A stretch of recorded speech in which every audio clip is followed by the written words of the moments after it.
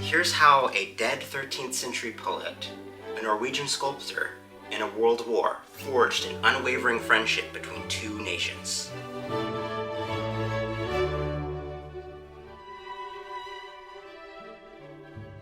The year was 1947. Europe was still ravaged by the war, and a new geopolitical order was approaching at lightning pace. Within this changing world were two Nordic countries, one which recently gained complete independence from the Kingdom of Denmark in 1944, and the other recovering from the toll of a long and hard-fought resistance to a hostile foreign occupation. The two nations needed to adapt to a new and changing world, and it would take a 13th century Icelandic poet and a famous Norwegian sculptor to forge a close bond which continues to this day. Snorri Sturluson was an important poet, historian, and politician during his day in the 13th century, credited for writing segments of the prose Edda, Heimskringla, and various other important mythological and historical texts. During the height of his influence, he became well acquainted with the young Norwegian king, Hákon Hákonarson, as well as the most powerful figure at the time, Jarl Skuli Bárðarson. And as a result, he continued to exert that connection back at home as a powerful politician in the old Icelandic parliament, with the intentions to bring Iceland closer to the Norwegian crown.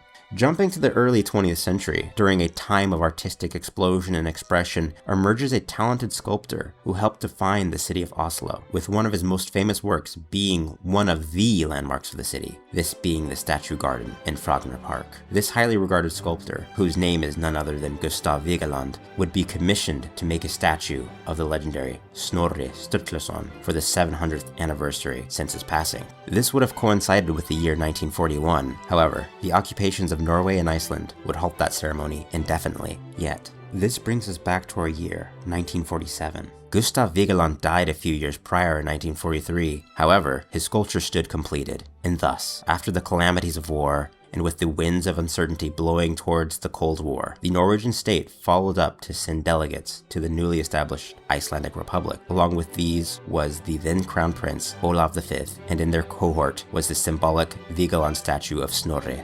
They would celebrate at Reykholt and Borgarfjörður, the old estate of Snorri, and at that spot was the municipal school. That's where they installed the statue, which sealed the unwavering bond between these two nations for the foreseeable future.